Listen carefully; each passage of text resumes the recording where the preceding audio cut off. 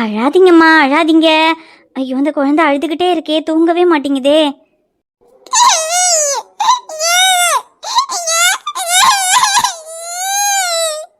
ஐயோ கர்த்தரே, ரொம்ப நேரமா குழந்தை அழுதுகிட்டே இருக்கு, தூங்கவும் மாட்டேங்குது. இனி என்ன பண்றதுன்னு ஒண்ணுமே புரியல. அழாதடா நிலா குட்டி, அழாதீங்க.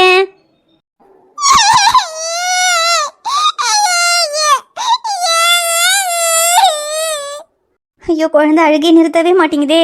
என்ன பண்ணி இந்த குழந்தைய சமாதானம் பண்றதுன்னு ஒண்ணுமே புரியல. காலையில் ஆசிரமத்துக்கு வந்ததுலேருந்தே குழந்தை அழுதுகிட்டு தான் இருக்கு. குழந்தைக்கு அம்மா அப்பா இல்லை, இதுக்கப்புறம் இந்த குழந்தைய பார்த்துக்கிறதுக்கு யாரும் இல்லைன்னு ஒருத்தர் கொண்டு வந்து கொடுத்தாரு. இந்த குழந்தை இன்னைக்கு இங்கே வந்ததுலேருந்தே அழுதுட்டு தான் இருக்கு.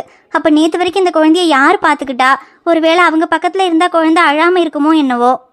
ஆனால் குழந்தைய யார் பார்த்துக்கிட்டானும் தெரியல. கொண்டு வந்து கொடுத்தவர் வேற இதுக்கப்புறம் இந்த குழந்தைய தேடி யாரும் வரமாட்டாங்கன்னு சொல்லிட்டு போயிட்டாரு. நம்ம யார் தூக்குனாலும் குழந்தை சமாதானமாகவும் மாட்டேங்குது, என்ன காமிச்சாலும் அழுகையை நிறுத்தவும் மாட்டேங்குது. கர்த்தரே, நீங்க தான் இந்த பச்சை குழந்தையோட மனசுல ஆறுதலை கொடுத்து கொஞ்சம் சமாதானத்தோட இந்த குழந்தைய கொஞ்சம் தூங்க வைக்கணும். எப்படியாவது இன்னைக்கு ராத்திரி மட்டும் குழந்தை கொஞ்சம் தூங்கிடுச்சுன்னா அப்புறம் நாளையில இருந்து சரியாயிடும்.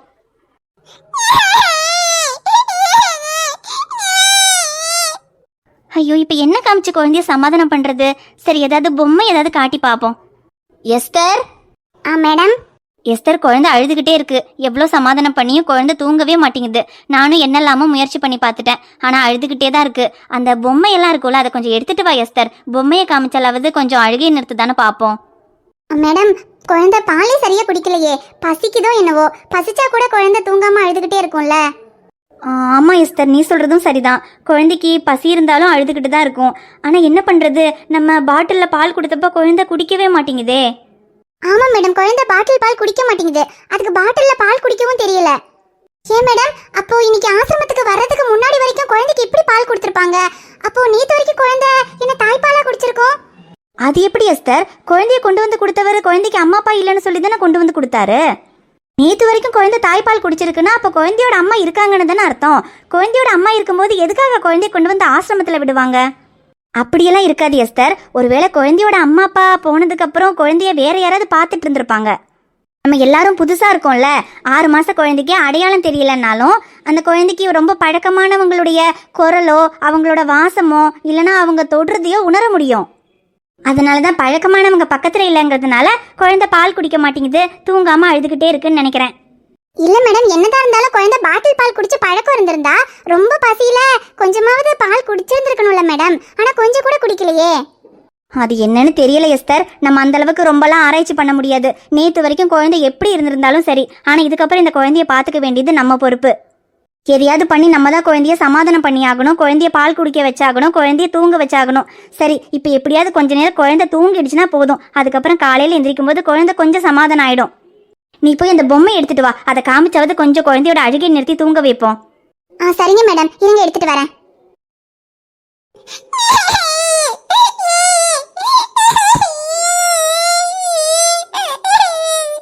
தூங்குங்கம்மா நிலா செல்லம், அழாதீங்க.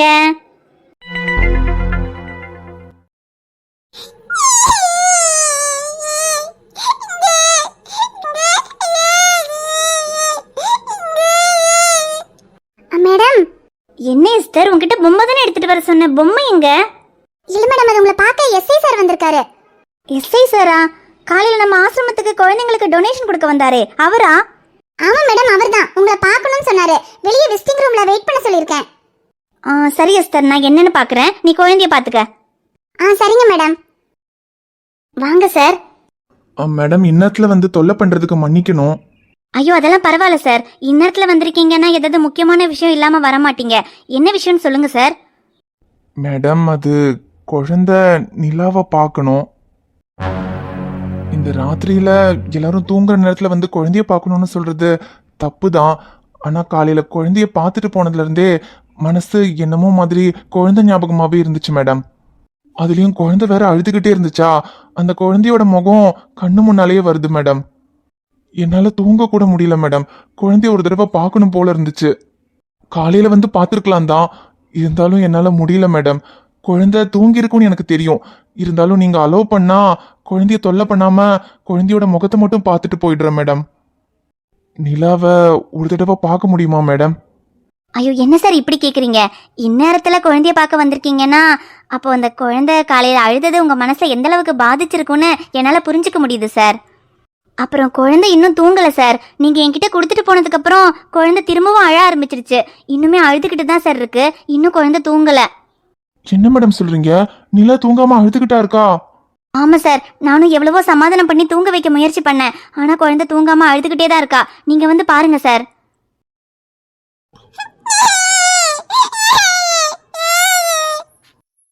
சிறகாக உன்னை நான் ஏந்தி செல்வேன், சினுங்காமல் உன்னை நான் பார்த்து கொள்வேன்.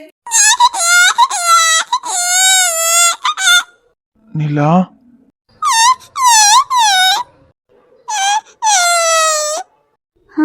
நம்மளும் குழந்தைய தூக்கி எவ்வளவோ சமாதானம் பண்ணோம். ஆனால் குழந்தை அழுகையவே நிறுத்தலை. ஆனால் இவர் தூக்கினா மட்டும் எப்படி குழந்தை அழுகையை நிறுத்துது? சார் ரொம்ப அதிசயமாக இருக்குது சார். குழந்தை உங்ககிட்ட இருக்கும்போது மட்டும்தான் சார் அழாமல் இருக்கு. இந்த குழந்தை காலையில் தான் எங்கள் ஆசிரமத்துக்கே வந்துச்சு. நாங்கள் எல்லாருமே குழந்தைக்கு புதுசுங்கிறதுனால குழந்தை எங்ககிட்ட சமாதானம் ஆகலைன்னு நினச்சோம். ஆனால் நீங்களும் இன்னைக்கு காலையில் தானே சார் இந்த ஆசிரமத்துக்கு வந்தீங்க. குழந்தை உங்களையும் இன்னைக்கு காலையில் தான் பார்த்துச்சு. ஆனால் எப்படி சார் உங்ககிட்ட மட்டும் குழந்தை அழாமல் இருக்கு? அதுதான் எனக்கும் தெரியல. ஏன் நிலா, நீ என் கையில இருக்கும்போது மட்டும் அழாம இருக்க? உனக்கு மட்டும் இல்ல, எனக்கும் நீ என் கையில இருக்கும்போது என் மனசுல இருக்கிற கவலையெல்லாம் பறந்து போன மாதிரி இருக்கு. இவ்வளோ நாள் மனசுல இருந்த மொத்த பாரமும் உன்னை பார்க்கும்போது, உன்னை கையில தூக்கும்போது எல்லாமே காணாம போன மாதிரி இருக்கு. இந்த 1.5 வருஷமா என்னை சந்தோஷப்படுத்துறதுக்காக என் கூட இருக்கவங்க எல்லாம் என்னெல்லாமோ பண்ணாங்க. ஆனா அப்பெல்லாம் எனக்கு தோணாத சந்தோஷம் நீ என் மடியில இருக்கும்போது தோணுது. ஒரு கோடி இன்பங்கள் உன்னை பார்த்த நொடியில், நான் வாழும் நாள் மட்டும் நீ எந்த மடியில். உனையின்றி பொழுதிங்கு கடவுள் தன் முகம் பார்த்த பொழுது, உன் பாதம் தொழுது. ஆராரிராரோ ஆராரிராரோ ஆராரிராரோ ஆராரிரோ. குழந்தை தூங்கிடுச்சு சார். இவ்வளோ நேரம் குழந்தைய தூங்க வைக்க நாங்கள் என்னெல்லாமோ முயற்சி பண்ணோம் சார். ஆனால் எங்களால் குழந்தைய தூங்க வைக்கவே முடியல. ரொம்ப நேரமாக தூங்காமல் அழுதுகிட்டே இருந்து குழந்தைக்கு ஏதாவது ஆயிடுமோன்னு பயமாக இருந்துச்சு சார். ஆனால் அந்த கர்த்தர் தான் சார் குழந்தைக்காக உங்களை இங்கே அனுப்பி வச்சிருக்காரு. உங்களாலேயும் குழந்தைய பார்க்காம இருக்க முடியல, குழந்தை ஞாபகமாகவே இருக்குன்னு சொன்னீங்க. அதே மாதிரி குழந்தையும் உங்கள் கையில் இருக்கும்போது மட்டும்தான் அழாமல் இருக்கு. இப்போ உங்ககிட்ட வந்ததுக்கு அப்புறம் தான் நிம்மதியாக தூங்குது. இதெல்லாம் பார்க்கும்போது எனக்கு என்ன சொல்கிறதுன்னு தெரியல சார். இந்த குழந்தைய நீங்கள் முன்னால் எங்கேயாவது பார்த்துருக்கீங்களா சார்? இல்ல மேடம், நான் நிலாவை இந்த ஆசிரமத்துல தான் முதல் தடவை பார்க்குறேன். அப்படியா சார்? ஆனால் நம்பவே முடியல சார். ஏன்னா குழந்தைகிட்ட உங்களுக்கு தோன்ற உணர்வும் குழந்தை உங்ககிட்ட வந்ததும் அழுகையை நிறுத்திட்டு இப்படி தூங்குறதையும் பார்க்கும்போது இதுக்கு முன்னாடியே குழந்தைக்கு நீங்கள் ரொம்ப பழக்கமானவர் மாதிரி தெரியுது. ஆனால் அது அப்படி தான் சார். சிலரை நம்ம வாழ்க்கையில் முதல் தடவை தான் பார்ப்போம், ஆனால் முன்னாடியே பழக்கமான மாதிரி தோணும். அப்படி தான் ஒருவேளை உங்ககிட்ட குழந்தைக்கும் குழந்தைய பார்க்கும்போது உங்களுக்கும் தோணுதுன்னு நினைக்கிறேன். ஆனால் அது எப்படி ஒரே நேரத்தில் உங்களுக்கும் குழந்தைக்கும் ஒரே மாதிரி உணர்வு தோணுதுன்னு தான் தெரியல. ஆனால் எது எப்படியோ சார், குழந்தை ரொம்ப சின்ன குழந்தை, சொன்னால் புரிகிற வயசும் இல்லை. அம்மா அப்பா இல்லாத குழந்தை, யாராவது ஒருத்தர்கிட்டையாவது பழகுனா நல்லது தானே. ஆனால் என்ன, ஆசிரமத்தில் இருக்கிற எங்கள் யார்கிட்டையாவது கொஞ்சம் சமாதானம் ஆனால் கூட நாங்கள் பார்த்துக்குவோம். ஆனால் நீங்கள் தூக்கும்போது மட்டும்தான் குழந்தை அழாமல் இருக்கு. அதுக்காக எப்போவுமே நீங்களே வந்து குழந்தைய பார்த்துக்க முடியாதுல்ல. அதெல்லாம் பரவாயில்ல மேடம், தினமும் நானே வந்து குழந்தைய பார்த்துக்கிறேன். என்ன சார் சொல்கிறீங்க?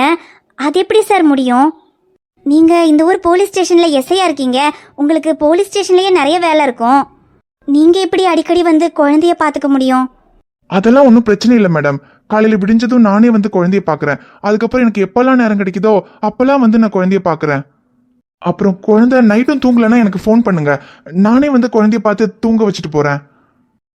சார், அடிக்கடி வந்து குழந்தைய பார்த்துக்கிறேன்னு சொல்கிறீங்க. ஆனால் எப்படி சார் அது எல்லா நேரத்துலையும் முடியுமான்னு தெரியல. அது என்னால் முடியும் மேடம். நான் அடிக்கடி வந்து குழந்தைய பார்த்துக்கிறேன். ஆனால் அதுக்கு நீங்கள் பர்மிஷன் கொடுத்தா மட்டும் போதும். ஐயோ சார், உங்களுக்கு என்ன சார் பர்மிஷன்? எங்கள் குழந்தைகளுக்காக எவ்வளோ பெரிய உதவி பண்ணியிருக்கீங்க. இதுக்கப்புறமும் எந்த உதவி வேணும்னாலும் தயங்காமல் கேளுங்க, எல்லாமே நான் பண்ணுறேன்னு சொன்னீங்க. உங்களுக்கு போய் இந்த ஆசிரமத்துக்கு வர்றதுக்கு நான் பர்மிஷன் கொடுக்கணுமா சார்? உங்களுக்கு எப்போ குழந்தைய பார்க்கணுன்னு தோணுனாலும் நீங்கள் தாராளமாக வந்து குழந்தைய பார்க்கலாம் சார். அப்புறம் குழந்தையும் உங்ககிட்ட இருக்கும்போது மட்டும்தான் சார் அழாம இருக்கு. நீங்க அடிக்கடி வந்து குழந்தைய பார்த்துக்கிட்டா எங்களுக்கும் சந்தோஷம்தான் சார். ரொம்ப தேங்க்ஸ் மேடம். நிலா, ஏன் என்னால் உன்னை விட்டு போக முடியலன்னு தெரியல. ஆனால் உன் கூட இருக்கும்போது மனசுக்கு ரொம்ப நிம்மதியாக இருக்கு. உன்னை இப்படியே என் மடியிலேயே வச்சுக்கணும் போல இருக்கு. நீ யாரோட குழந்தைன்னு எனக்கு தெரியாது. ஆனால் இப்போ என் மனசில் இருக்கிற வழியெல்லாம் சரி பண்ணுறதுக்காக தான் என்கிட்ட வந்திருக்கேன்னு தோணுது. உன்னை விட்டு போகவே எனக்கு மனசு இல்லை. நான் இப்போ போனாலும் கண்டிப்பாக நீ நாளைக்கு காலையில் தூங்கி எந்திரிச்சு கண்ணை முழிச்சு பார்க்கும்போது நான் உன் முன்னால் இருப்பேன். காலையில் நீ எந்திரிச்சதும் அழாத.